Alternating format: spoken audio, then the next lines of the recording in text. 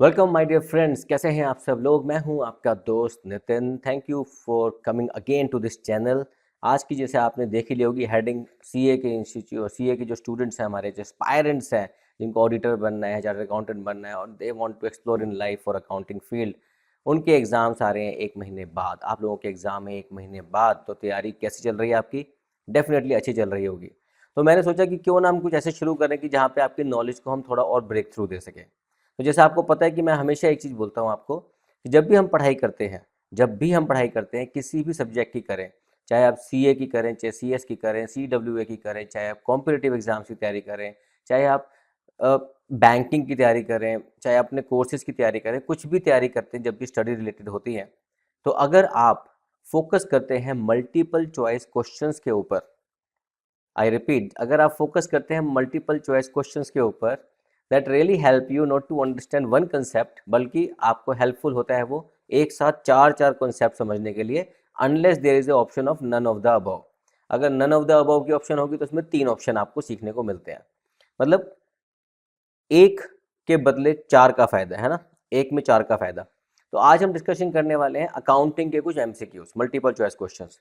अब अगर आप चार्टर्ड अकाउंटेंसी कर रहे हैं तो आपको डेफिनेटली, आप चाहे कोई भी कोर्स करोगे, मल्टीपल चॉइस क्वेश्चन तो आते ही आते हैं, and you have to be ready for your examination. तो लेट अस सी आपको आज कितना कुछ समझ आया हुआ है, कितना कुछ हम कर चुके हैं, कितना कुछ आपको मेरे चैनल से कितना फ़ायदा होता है, बाकी लोग कितना आपको फ़ायदा पहुंचा सकते हैं। ठीक है, तो let's start without wasting over time some MCQs जो हम आज समझेंगे। तो लेट अस सी क्यों ऐसा होता है, क्या होता है, वो आप बाद में क्वेश्चन आंसर मुझसे नीचे पूछ भी सकते हो कमेंट में डाल के, क्योंकि चैनल आप ही का है। अगर आप ही नहीं पूछोगे सवाल जवाब तो कौन पूछेगा। ठीक है, तो let us start, let us see हमारे पास कौन सा है आज की डेट का पहला मल्टीपल चॉइस क्वेश्चंस। ये हमारा आता है जर्नली एक्सेप्टेड अकाउंटिंग प्रिंसिपल के एमसीक्यू में से आता है ये।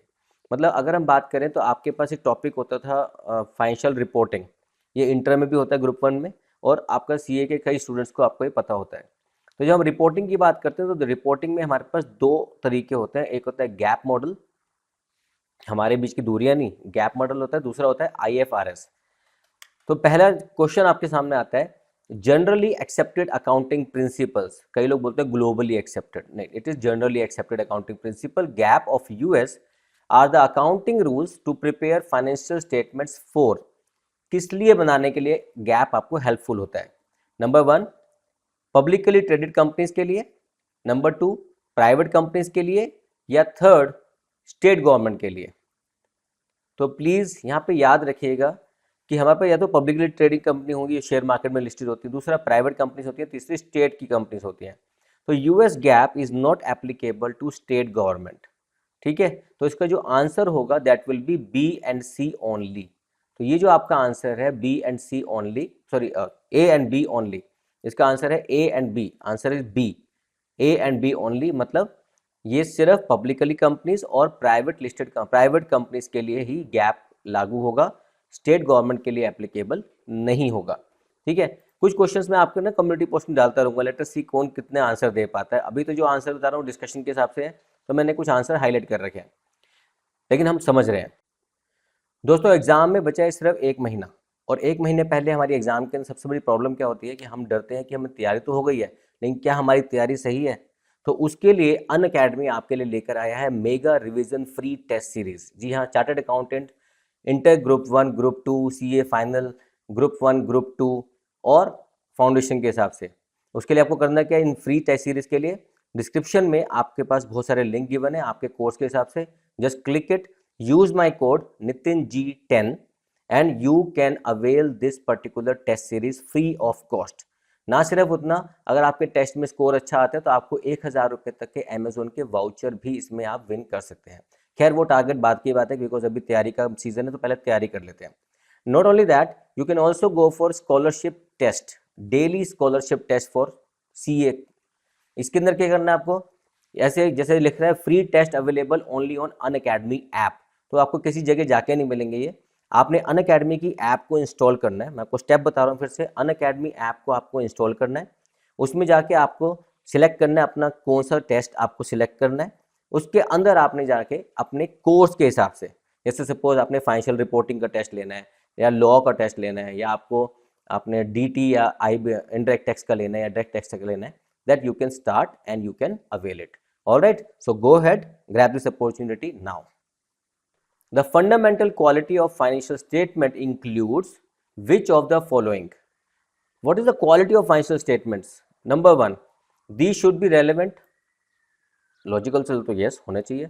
These should be reliable. Of course sir reliable तो होना ही चाहिए. अगर रिलायबल नहीं होगा तो हाउ विल यू रिलाय मतलब अंडरस्टैंड कि जो आपने काम किया वो सही किया गलत किया. This should be comparable.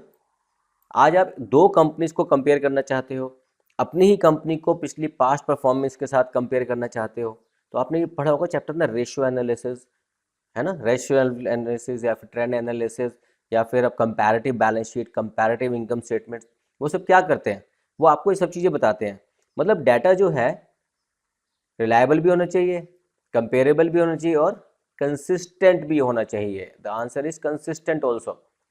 इसका मतलब ये चारों की चारों क्वालिटी आपके फाइनेंशियल स्टेटमेंट्स की होनी चाहिए, तभी वो अच्छी फाइनेंशियल स्टेटमेंट मानी जाएंगी. इसका मतलब आंसर क्या हो गया, A to D all. Please focus on the word A to D, मतलब A से लेके D तक सारे. अब क्या होता है, हम लोग ना कई बार जल्दबाजी में क्वेश्चन कर रहे होते हैं, तो हमने कहा यार A and D लिखा है, तो ये तो नहीं हो सकता, प्लीज दोबारा पढ़ो, वो A and D नहीं है, वो A to D है. ठीक है, तो these are the qualities of financial statements. एक और लेते हैं. US GAAP is issued by which of the following. कौन इशू करता है गैप को?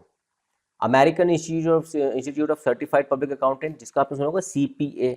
CA करने के बाद CPA तो ऐसा लगता है कि हाँ आज कर लो यार जितनी जल्दी हो सके, अगर पैसे हो तो. बहुत महंगा कोर्स है, ऐसा मत सोचना कि आज ही माँ बाप के सारे पैसे उड़ाने हैं, नहीं, पहले आप नौकरी कर लो, साथ साथ करो अपने आप. Financial accounting standard board FASB या US security exchange commission. Sir security exchange commission कैसे हो सकता है? सिक्योरिटीज का नाम जैसे इंडिया में सेबी है, security and exchange board of India, वो जैसे वहाँ पे भी होगा कोई, तो डेफिनेटली सिक्योरिटी एक्सचेंज का गैप से लेना देना कुछ नहीं है. Then government accounting standard board, वो गवर्नमेंट के लिए सिर्फ. तो हमारे पास बचा कौन? हमारे पास बचा B. तो B is the answer, financial accounting standard board. Please कई बार कंफ्यूज करने के लिए बोल देंगे financial accounting security board. Please focus on financial accounting standard board. Okay, number 4, चलिए देखते हैं. State government and local government financial reporting, because topic है ना फाइनेंशियल रिपोर्टिंग के ऊपर. State government and local government financial reporting issues in US are. Issues मतलब कोई complaints है, कोई ग्रीवेंसेज है, वो इश्यूज. ये नहीं कि वो इशू कोई कुछ चीज़ें इशू करने वाले इशू है, no no no. It is about कोई भी कंप्लेंट है, कोई ग्रीवेंसेज है, कोई प्रॉब्लम आ रही है, वो जो इश्यूज होते हैं. होता है ना, हमारे घर में इशू चल रहा है यार, बड़ी प्रॉब्लम चल रही है यार, यार पर को पता है आजकल क्या इशू चल रहा है मेरे साथ, मैं रात को सो नहीं पाता, सुबह उठ नहीं पाता. हाँ, बचा क्या है फिर? ठीक है ना. तो इसलिए क्या बोलते हैं ऐसे लोगों को, तू एक काम कर, सोने के बाद और उठने से पहले पढ़ा कर, तो तेरी पढ़ाई अच्छी हो जाएगी ना.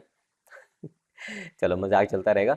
State government and local government financial reporting issues in US are addressed by which of the following. कौन है जो स्टेट गवर्नमेंट और लोकल गवर्नमेंट की फाइनेंशियल रिपोर्टिंग के जो इश्यूज हैं उसको हैंडल करता है? Number 1 AICPA. AICPA तो गवर्निंग बॉडी है टू इशू CPA सर्टिफिकेशन. ठीक है. फाइनेंशियल अकाउंटिंग स्टैंडर्ड बोर्ड, नहीं सर वो तो गैप को इशू करती है.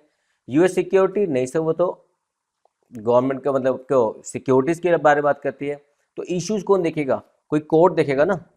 अब गवर्नमेंट ने कुछ कोड बना रखे, उसका नाम क्या है? Government accounting standard boards.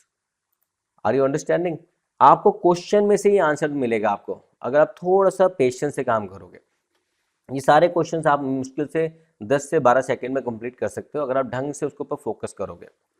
चलो, the dash means pricing of goods and services within a multi divisional organisational. Multi divisional organisations मतलब मेरी एक डिवीजन यहाँ है, एक डिवीजन वहाँ है, एक डिवीजन, यह multi division. Particularly with regard to cross border transactions. मेरी एक डिवीज़न इंडिया में है, दूसरी मेरी बांग्लादेश में, तीसरी मेरी दुबई में, चौथी मेरी ओमान में है, पांचवी मेरी US में है, UK में है. तो हर डिवीज़न में जो मेरा जो गुड्स और सर्विसेज की जो प्राइसिंग होंगे आपस में, वो किस तरह से हमारे उसको कौन सी प्राइसिंग का नाम दिया जाएगा? क्या उसको गैप बोलेंगे? सर गैप तो गाइडलाइन है, वो प्राइसिंग टेक्निक थोड़ी है. सर इंटरनेशनल ट्रांसफर प्राइसिंग, वो तो ट्रांसफर प्राइसिंग इंटरनेशनली हो गई कि एक कंट्री से दूसरी कंट्री में सामान कैसे चलेगा। तो मेरी कंपनी की बात तो हुई नहीं, मेरी कंपनी किसी और कंपनी को भेज सकती है। देन आर्म्स लेंथ प्राइसिंग, इसके बारे में डिस्कशन बाद में करेंगे क्योंकि थोड़ा लंबा डिस्कशन है। एंड देन ट्रांसफर प्राइसिंग, मेरे डिवीजन से किसी और डिवीजन में सामान जाएगा तो transfer pricing will be a part of this. ठीक है, I hope you are understanding it. Please अगर आपको अच्छा लग रहा है इस चैनल के ऊपर तो प्लीज़ चैनल को सब्सक्राइब करना और दोस्तों को बताते रहना कि यहाँ पे हम इस तरह से थोड़ी पढ़ाई शुरू कर चुके हैं। 8-10 भी करेंगे, कितने सारे से हम MCQs करते चले जाएंगे। देखो चलो ये तो सेम दोबारा से आ गया। चलो ट्रांसफर प्राइसिंग के ऊपर एक क्वेश्चन हो रहा है। द प्राइस, थोड़ा जूम कर लेते हैं। The price at which two unrelated and non desperate parties transact the business is called, किस प्राइस पे दो अनरिलेटेड पार्टीज, डेस्परेट पार्टीज एक दूसरे से शेयरिंग करती हैं, दैट इज ट्रांसफर प्राइसिंग। ठीक है, ये दो चीजें हैं याद रखने, मल्टी डिवीजन और दो unrelated non desperate parties they transact with transfer pricing. Okay चलो क्वेश्चन देखते हैं दूसरा, कोई ऐसा देखते हैं थोड़ा सा अलग सा लग रहा हो तो। देखो ट्रांसफर प्राइसिंग के ऊपर एक क्वेश्चन हो रहा है।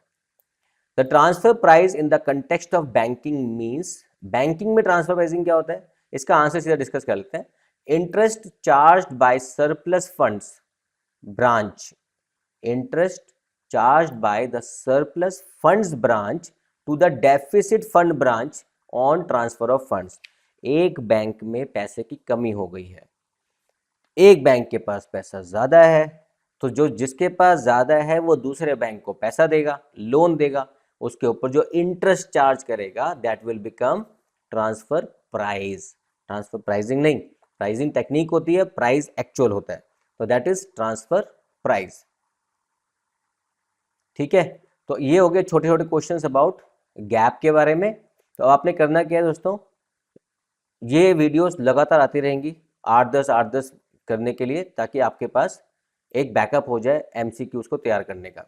तो जैसे ये टॉपिक जैसे हम डिस्कशन कर रहे हैं ये कॉम्पिटेटिव एग्जाम में भी काम आता है, CA में भी काम आता है, BCom के MCQs में भी काम आता है। तो यार you can prepare for banking also and other competitive exams also. ठीक है, इसके अगर आपको ये PDF चाहिए तो इसका लिंक मैंने डिस्क्रिप्शन में नीचे लिखा हुआ है। ठीक है, आपको ऐप पे जाके डाउनलोड करनी हो तो कर सकते हो, PDF पूरी की पूरी अप टू यू। और अभी आपने क्या करना है, इस चैनल को सब्सक्राइब करना है, शेयर करना है और दोस्तों तक पहुंचाना है, क्योंकि ये चैनल सिर्फ अगर आपने अपने तक रखा तो वो क्या बोलते हैं ना, माता रानी पाप चढ़ाएगी, है ना ऐसा कुछ नहीं है, लेकिन please sharing is the caring, दोस्तों तक ये चैनल ज़रूर पहुँचाइए। All the best for your exams, बहुत जल्दी आ रहे हैं एग्ज़ाम। डेली के अगर सोचो, एक ऐसे दिमाग में आया मेरे कि अगर आप डेली के 15 मिनट किसी एक बुक को पढ़ते हो, हिसाब लगा के मुझे ना कमेंट में लिखना, अगर आप डेली किसी बुक को 15 मिनट पढ़ते हो तो 30 दिन में कितना पढ़ोगे, है ना। लेकिन अब तो सर पे एग्ज़ाम है, तो डेली अगर 2 घंटे पढ़ते हो तो 30 दिन में कितने घंटे पढ़ लोगे ना, 60 घंटे। 60 घंटे अगर आप पढ़ते हो एक महीने में, 2 महीने में 120 घंटे। आई एश्योर यू, अगर आप अपनी स्पीड देखोगे ना पढ़ने की, तो पूरा सिलेबस आप चाहो तो रिवाइज करने के लिए 10 से 15 घंटे में ख़त्म कर सकते हो। ठीक है, all the very best, take care, bye bye.